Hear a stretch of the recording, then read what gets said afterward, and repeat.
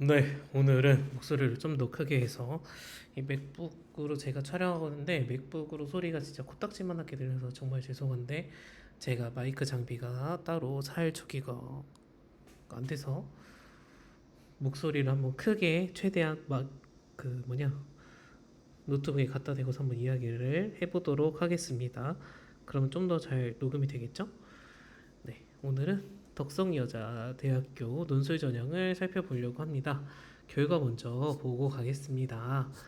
2025학년도, 2024학년도 경쟁률이 이렇게 나와 있는데 크게 막 요동치는 것 같지는 않다. 이제 이게 학부로 뽑는 걸로 바뀐 것 같아요. 그죠? 인원이. 그래서 네, 경쟁률에 있어서는 크게 차이가 없어진 것 같고요. 모집 인원에서는 네, 우리 가천대처럼 뭐 1000명씩 뽑는 게 아니니까 인원 차이가 크게 사실상 없다. 늘어나긴 했지만 그리고 올해 좀 더 늘어났어요. 225명이던가. 네, 그래서 인원이 조금 더 소폭 늘어나 있는 상태로 뽑는다. 그래서 여러분들이 희망하는 학과가 있는지 먼저 살펴보시고요. 여기에 내신 성적이 안 나오는 거는 아무래도 네, 논술 100%로 성적 다 떼어놓고 와라. 논술 시험만으로 뽑겠다. 대신에 우리는 최저 2개 7을 맞추면 된다.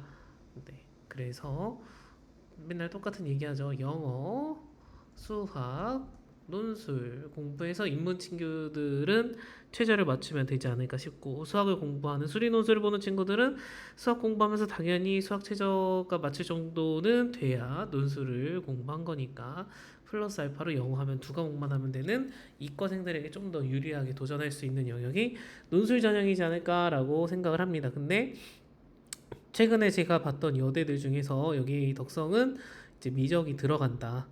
네. 성신이랑 서울여대는 미적이 안 들어가고 수원 수투까지만 들어가서 수학 공부에 대한 범위가 제가 부담이 적다고 얘기했죠. 근데 여기는 미적이 들어가서 이제 미적 때문에 안 하고 싶어하는 친구들이 있을 수 있지 않을까 하는 생각이 들고 혹은 미적 때문에 또 여기가 점수는 안 나오는데 다른 데보다는 점수가 낮을 수도 있지 않을까. 평균 점수가. 네.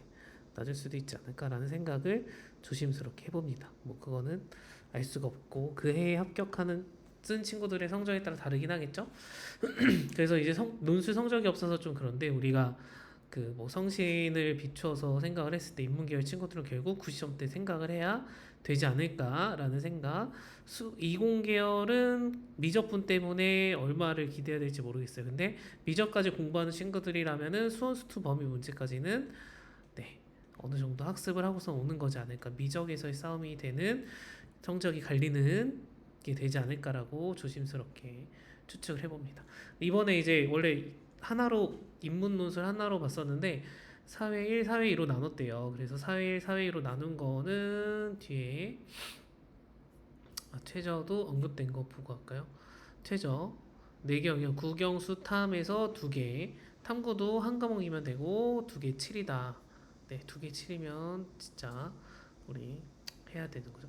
그다음에 문항당 600에서 800자 인문 계열은 그래서 그러니까 큰 문제 1인데 1 문제 안에 1-1과 1-2가 있는 형태에 여기 안에 써야 되는 답안이 두세 개로 쪼개지는 형태.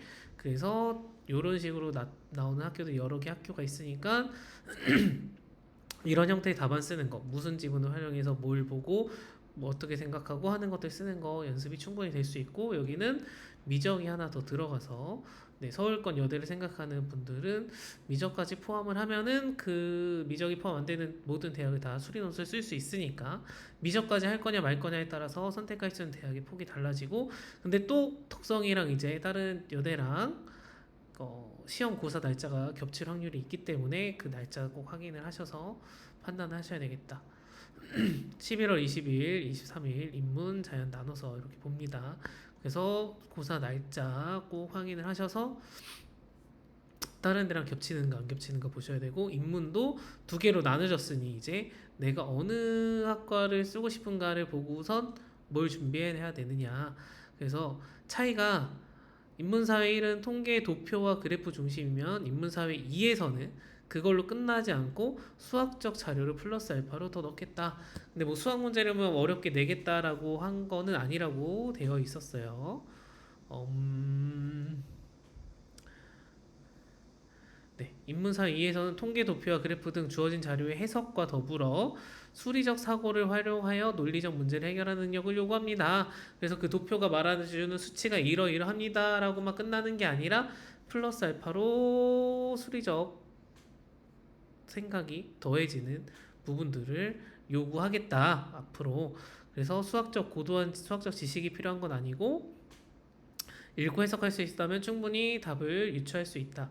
그래프를 보고서 그냥 이렇다라고 쓰는 것만 아니라 여러 개를 종합해서 분석해야 되는 능력을 하나 더 추가를 해서 이야기하겠다, 문제를 내겠다라고 하는 것 같습니다. 라고 생각이 들어요. 네, 그래서 덕성은 인서울권에 있는 이제 여대, 우리 제가 내신 떼고 보는 학교, 그 다음에 이제 그런 얘기들, 내신 떼고선 우리가 등급이 낮아도 도전할 수 있는 학교들 얘기하는 것 중에 이제 마지막 학교가 될 것 같은데, 어, 고려해야 되는 거는 미적 1이 들어간다는 이 부분 때문에. 네. 근데 우리가 덕성 이제 수시로 보면은 뭐 약대는 1등급 때부터 해서 뭐 2 중후반 3초까지 이제 가는 거잖아요. 그러면 우리 실질적으로 쓰는 게 4에서 6등급 친구들인데 내가 미적 수학만큼은 4등급하고 해볼 만한 성적인가 아닌가 이런 부분, 그죠? 이거를 고려를 해봐야 되겠다.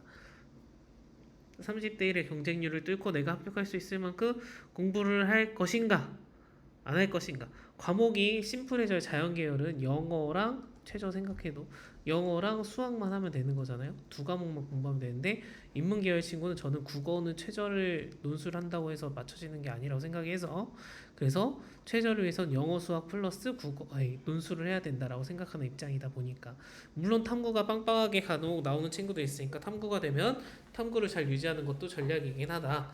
네, 어쨌든 전 탐구를 항상 제외시키고 이야기를 하니까. 그래서 영어 수학만 두 과목만 공부해서 내가 도전을 못할 영역인가 11월까지 하는 거잖아요. 네, 수능 이후에 보는 거니까 11월 달까지 내가 공부를 해서 미적 원까지 학습을 할 수 있느냐 없느냐, 이 난이도 문제를 풀 수 있느냐 없느냐, 여기 뒤에 쭈루룩 넘어가면은 예시 모의논술 문제 이번 연도에 본 거랑 그 다음에 해설도 다 들어있다. 그래서 그 문제를 보시고서 여러분들이 내가 거기 점수도 나와 있으니까 중간중간 점수가 어느 풀이과정 1단계 쓰면 몇 점, 2단계 몇 점, 3단계 몇 점, 이렇게 다 자세하게 나와 있으니 내가 어느 정도까지 몇 점까지 현재 받을 수 있는 상태인가, 이런 것들을 보고서 여러분들이 쓸지 말지를 판단을 하시면 좋겠다. 안 해보고 그냥 뇌피셜로 여기 학교 쓸까 말까, 가고 싶다 안 가고 싶다, 어려울 것 같은데, 이렇게 하지 말고 문제를 제발 풀어보고선 그런 판단을 하고 결정을 내리셨으면 좋겠습니다. 그래서 지난 시간이랑 다르게 뭐 수리 논술이라고 해서 꼭 도전해 봄직합니다 라고 말하기에는 미적원이라는 게 살짝 털컥하고 그 문턱을 거는 게 있어서 여러분들이 미적원 때문에 고려를 해보셔야 될 것 같고, 그 다음 인문논술 같은 경우에 당연히 인서울권이니까 우리가 90점 생각하고 공부할 의향이 있는지 여러분들이 보셔야 되겠다. 그래서 글자 수 한 번에 천자 쓰진 않고 600에서 800자인데 이런 형태로 각 문항당 소문항이 달려있는, 그리고 그 각 문항에 답을 여러 개 써야 되는 형태가 출제하는 대학교가 여러 군데가 있어요. 그래서 다른 대학교 문제들도 같은 형식으로 답안 쓰는 거를 여러분들이 풀어보면서 경험할 수 있는, 준비할 수 있는 이제 재료가 많다라고 해야 될까요? 비유적으로. 네. 학습할 수 있는 자료도 많이 널려져 있고 하기 때문에 여러분들이 충분히 스스로도 의지만 들인다면, 대신에 저는 글쓰기가 매일매일 고민하고 써봐야 는다라고 생각하거든요. 이렇게 쌓아가다가 쉬었어. 그러면 다시 출발점이 되돌아가는 걸 생각을 한다. 왜냐하면 누구나 읽고 쓸 수는 있어. 대한민국 국민이라면 우리 한국 사람들은 대부분 국어를 읽고 쓰잖아요. 그죠? 읽고 쓰기 때문에 다른 사람보다 내가 더 정확하게 읽고 다른 사람보다 더 논리적으로 써야 하기 때문에, 남들만큼 하다가 혹은 내가 조금 쌓아가다가 어느 정도가 될 때까지 쌓지 못하고 다시 멈추면은 도로 아미타불이 된다라는 거죠. 제자리 걸음이 될 거라는 거죠. 그러기 때문에 내가 하루도 쉬지 않고 매일매일 글을 생각하는 읽기, 생각하는 글쓰기, 학교에서도 이제 뭐 정규 수업 시간에도 수업을 안 하시는 저기도 있잖아요. 사실 자습을 주시는 분들도 있고 학생마다 준비하는 게 다르니까. 그래서 그런 과목 시간에는 여러분들이 학교에서도 읽고 쓰는 연습들을 하고 집에 가서도 읽고 쓰고를 하고 또 EBS 같은 걸 통해서 여러분들이 첨삭도 받아보고 그리고 저도 이제 유튜브로 첨삭을 해주려고 해요. 여러분들이 어느 대학교 이제 시험을 답안을 써서 제출을 하면은 이런 거를 이제 하려고 합니다. 그래서 하루에 한 개씩 첨삭해 주는 거를 네, 하려고 저거를 만들어 놓긴 했어요. 구독 말고 뭐죠? 저거. 그 뭐냐? 멤버십을 해놨어요. 멤버십 일단 만들어 놓긴 해놨어요. 그래서 매일매일 답안을 써서 올리면 하루에 하나씩은 첨삭을 해드리는 멤버십 서비스도 생각을 하고선 해보고 있다. 네.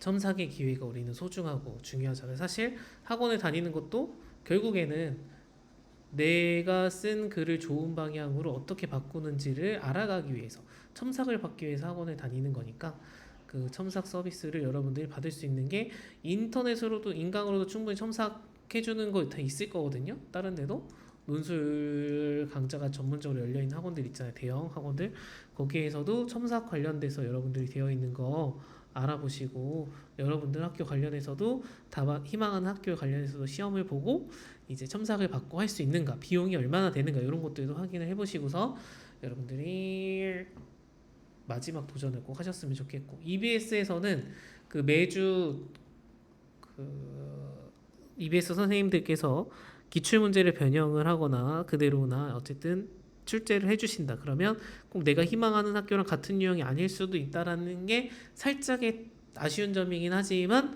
그래도 글쓰기의 기본 원리는 다 똑같다라고 저는 생각하기 때문에 여러분들이 다른 형태의 글쓰기도 글자 수도 네, 연습을 해보고 써보는 것 자체가 충분히 공부가 되고 도움이 된다고 생각을 하기 때문에 네, 무료로 할 수 있는 방법도 있으니 여러분들이 환경이 없어서 주변에 학원이 없어서 이런 핑계 대지 못할 만큼 인터넷과 유튜브에 너무 자료가 많다. 공부할 수 있는 환경은 여러분들에게 충분히 다 제공이 되어 있으니 제발 핑계 그만 대고 같이 공부하셨으면 좋겠고 그래서 혹시 인천에 계신데 저랑 같이 여대를 준비해 보실 분들 계시다면은 연락 주시면 저랑 같이 합격을 위해서 열심히 불태워 보셨으면 좋겠습니다. 아시겠죠?